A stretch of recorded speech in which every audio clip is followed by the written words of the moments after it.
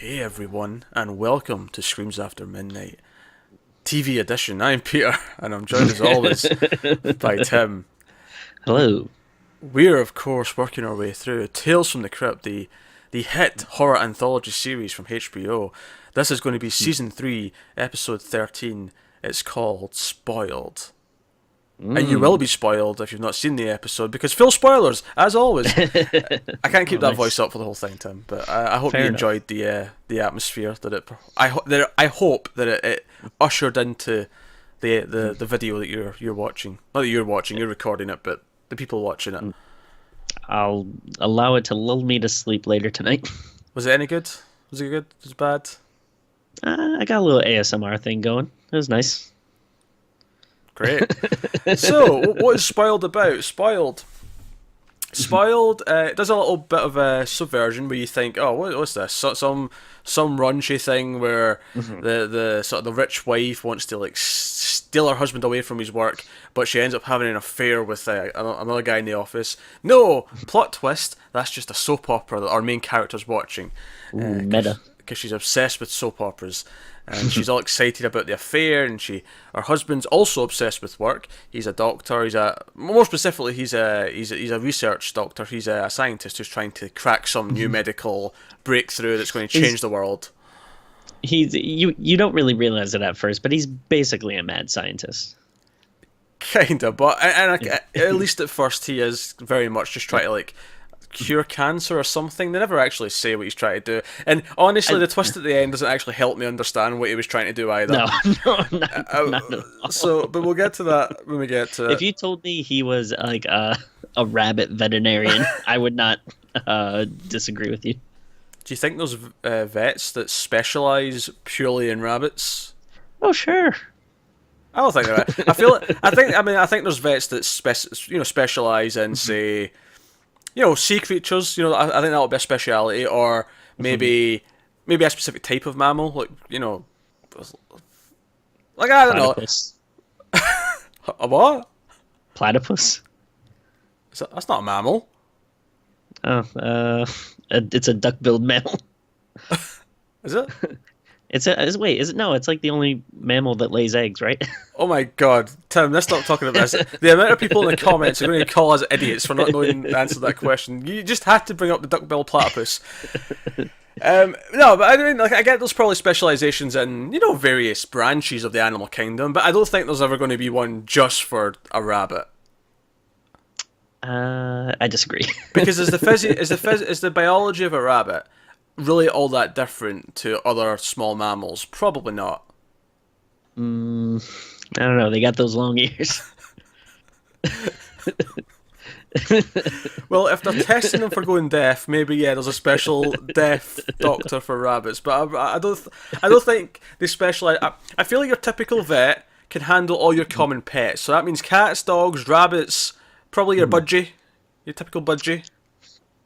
Well, I mean, as we saw in the film Raw, most veterinarians are pretty much just concerned with partying. So That is true. That is true. Check out our review for the movie Raw that we put up this past week or so. 2 weeks ago if you're on YouTube. If you're watching this early on Patreon, it was this past week.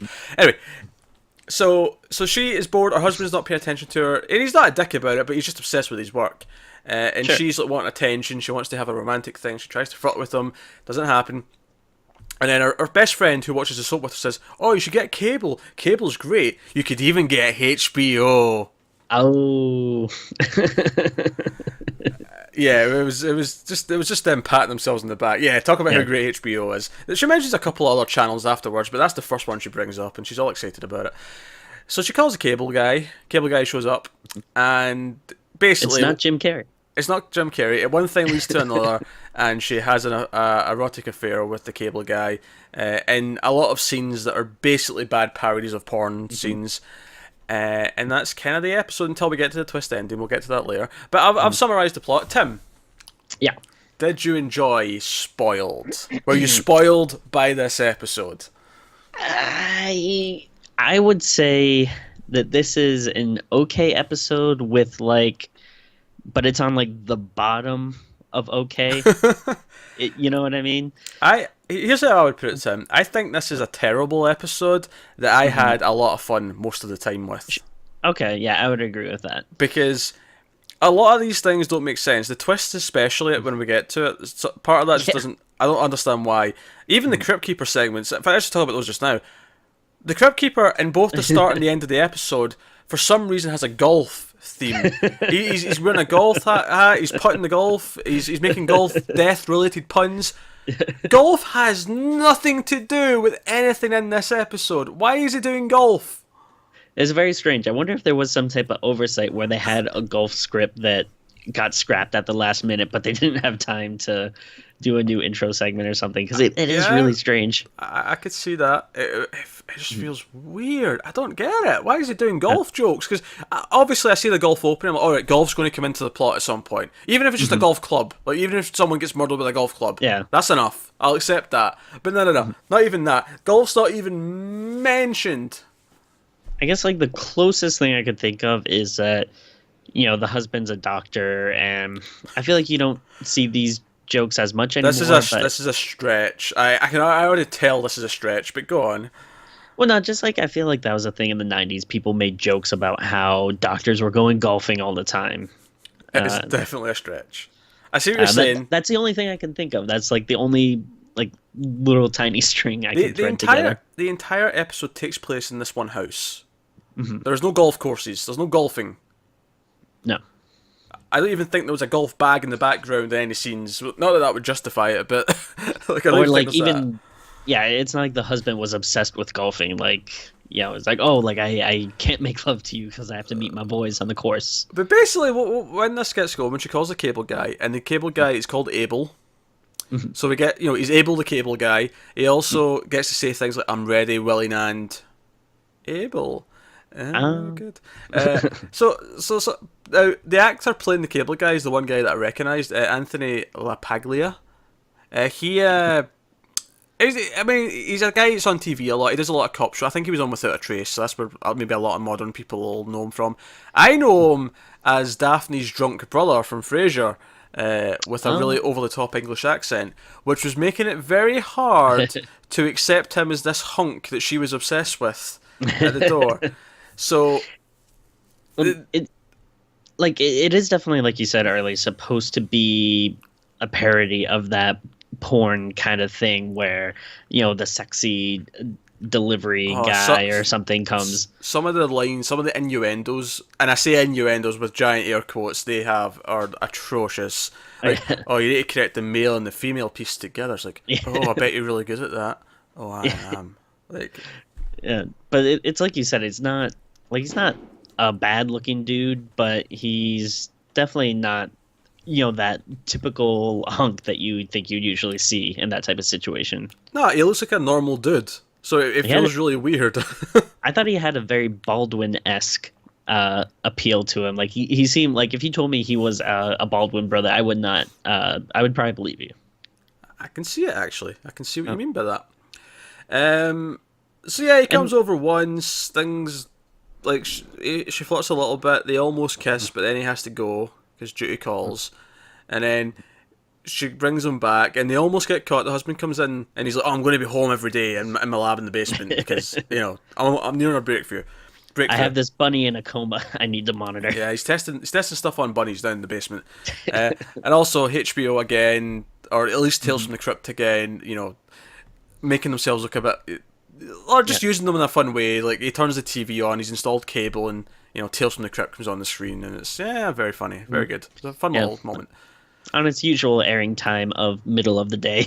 Yeah, this is like noon or something like that. This is weird, but hey, that's and then it comes. But she tries to then properly seduce her husband. She wears like a small nightie she wore on a honeymoon, and she tries to seduce him in the lab, and he just gets kind of annoyed because she ends up smashing a beaker with some stuff in it.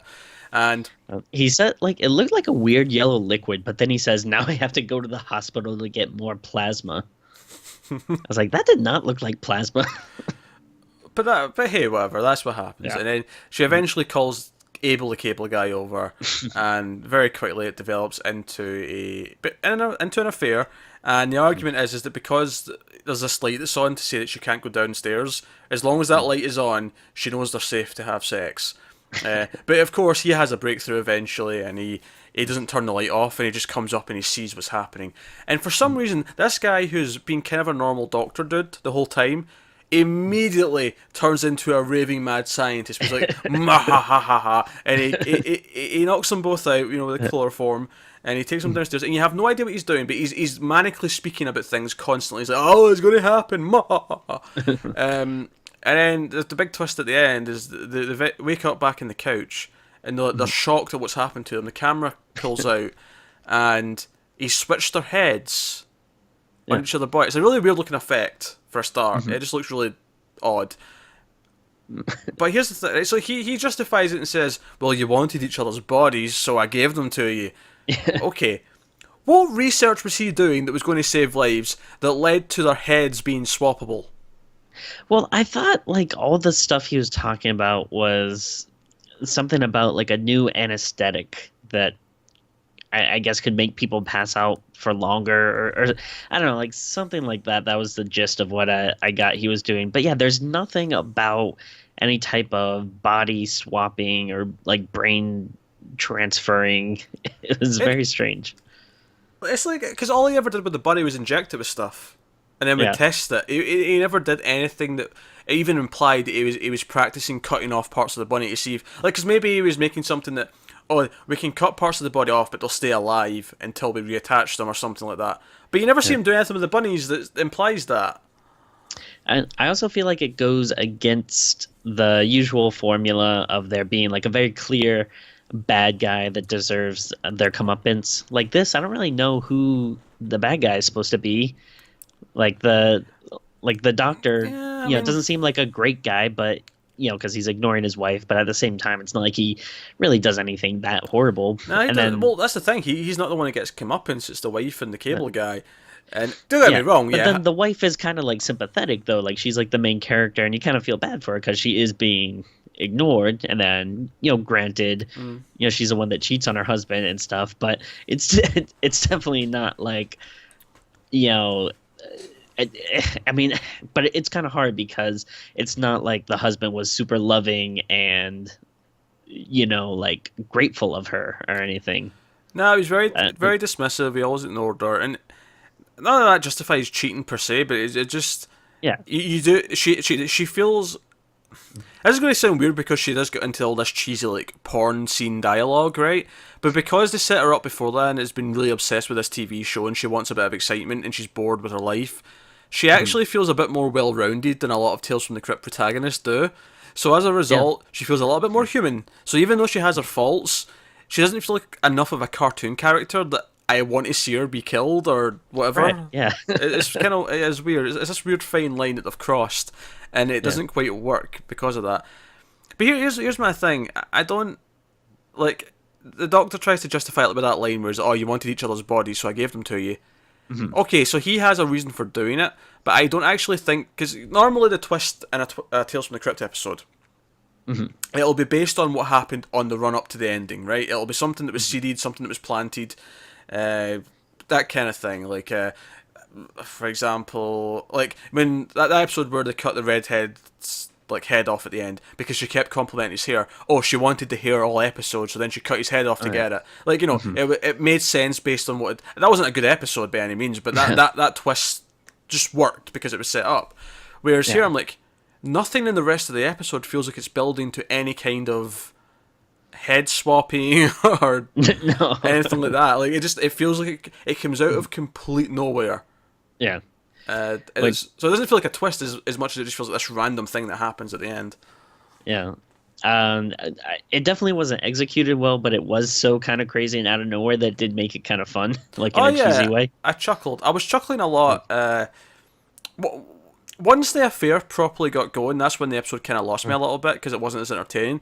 But all of because there was like 3 scenes building up to the actual affair starting when she's with the cable guy and they're just doing all this innuendo. All that stuff was really making me laugh because it was so awful in a good way. Yeah. And I was really having fun with that and I was enjoying that. So I can't complain too much about this episode because, for it was maybe a touch long and maybe we didn't need to have as much of the actual soap opera in Yeah, clips, but I think that's a big problem with all these episodes lately. I feel like I don't know if it was the start of this season or at some point the last season, but there's a very specific point where they extended the episodes because when we first started out there, I think they were around 22-ish minutes, and now they 22. seem to. Yeah, it was 22 to 25, and now it seems to be 25's on the low end, and then some of Yeah, them are like 29 minutes. Now, that may not sound like a big deal. You may like, it's only for like 4 minutes. What yeah, difference does that make? It actually makes a big difference. See when you script a story that's tight enough to fit in like a 25-minute block, right? Because that's quite a. Compare that to a movie. A movie's like at least 90 minutes, usually, these days, right? Often over 2 hours. There's only so much you can do, so you have to have a very tight script. You have to have a very tight story. And given that these are all based off of like single issue comics from back in the day, it makes sense to fit into that kind of time slot. It kind of works in that sense. But they have to be really tight, and it kind of feels like giving them the extra 4 minutes is just enough to make it feel like it's not paced as quick as it should. yeah. It feels like And meanders here or there. and then like in cases like this, and I feel like maybe the last couple episodes or so we've done, I don't think there's like a strong enough premise that justifies it going a little longer, because once like you get the point pretty quickly. Like she wants to have this exciting erotic life. Her husband doesn't like it. In comes the cable guy. She's gonna have an affair. And a fear. She's having an affair. That was like an unintentional crypt keeper level pun. But yeah, like once you get the gist of that, it's like, okay, well now show us what the twist, what the comeuppance is gonna be. Instead it just kind of prolongs it a little bit, which is like we don't need to see this, we get it. It almost feels like like especially this last chunk of the season, where honestly we've had quite a number of weaker episodes in a row. I feel like they'd all benefit if instead of giving us like the 1 25-minute to 30-minute episode, you gave us one episode had two 15-minute stories. Yeah, I can see that. And I feel like that may be because obviously that's to say we've not had some good ones this season. We have. I like the one with Kelly MacLachlan out in the desert. I like the one with the kids. Oh, right. I thought that was really fun when they're filming the mortician. The Tim Roth one was good. Yeah, Tim Rothman was good. So there's been some good ones, and there's been a few that I've liked, even though they've been bad. Like unintentionally so, they've been kind of fun. Yeah. Because you didn't really like the first one, but I quite did. I didn't like the last couple, like the reporter going after the homeless people one. I didn't like that at all. Whereas you were kind of into that. That one I like that one. Yeah. Yeah. So obviously we've been a little bit mixed back and forth with some of them, but definitely there's been fewer this season that have been like, no, this is genuinely good, and we both like this. There's been less of those this season for sure.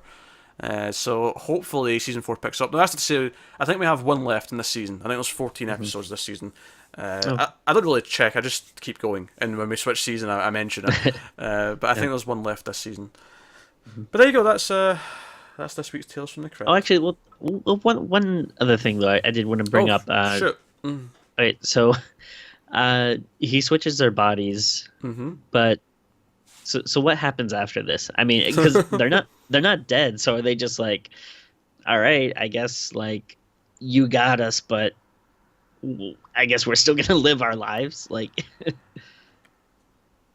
I guess maybe they go to the police, tell him what he did. Yeah. Because even though they were having an affair, what he did was in a legal sense, way more over the line. Like he will go to prison for this. And it's not like it's not even like he can even pretend someone else did it. Like no, you're the only person on the planet with the medical know-how to do this. So it was you. And then they'll go to some hospitals. Some other doctors will try and figure out how to switch them back, and they won't be able to. And then the husband will just be in prison manically laughing because no one else can fix them. Now, which one is the husband still married to? Like, would it be the head, the wife's head? It'd be the wife's head. Right. Yeah, because the head's that's where all your thinking is. So that's she'd have the personality and the memories. So her. So joke's on him now, because if they if they don't go to the police, if they're all cool, like it's like, all right, well, hey, I'm still your wife, and this is my body now. Hope you dig it. I don't feel like Yeah, I don't feel like she's going to be in the mood somehow. Call me crazy. Also, if the Horn and the Cable guys still have sex with each other, that's really weird. Now that they've swapped bodies. I feel like you have to try it at least once. So we'll Just to see if you actually swap bodies in the sense that Mhm. you just swap your minds, right? And you were in Yeah. the woman's body, the woman's in the man's body. Yeah, I feel like let's do it once. Let's see what it feels like the other way around, Yeah, right? exactly. But this with the head switched, but you've got stitching and it's still your body. Mhm. Like, I feel like this is more in creepy necrophilia territory. Yeah, it'd probably be a little weird, but um, again, I'd be down at least once. Yeah. But there you go. That's this week's Tales of the Crypt. Let us know what you thought of the episode in the comments below. Like, subscribe, all that stuff. Helps us out a lot. Get us on Twitter at mild_fuzz for channel updates and stuff like that. If you want to help us out and want to support the channel and support everything we do, go over to patreon.com/MildFuzzTV. Check out some of the bonuses you can get over there. Some of them are movie related, some of them are streams related. There's a monthly vote for a movie to do and things like that. Plus, you get these episodes for just $1 and the $1 tier. You get these Tales from the Crypt reviews a week early. So that's fun. But there you go. That's us, guys. So once again, thank you very much for watching. Keep watching Scary TV. We will see you next time.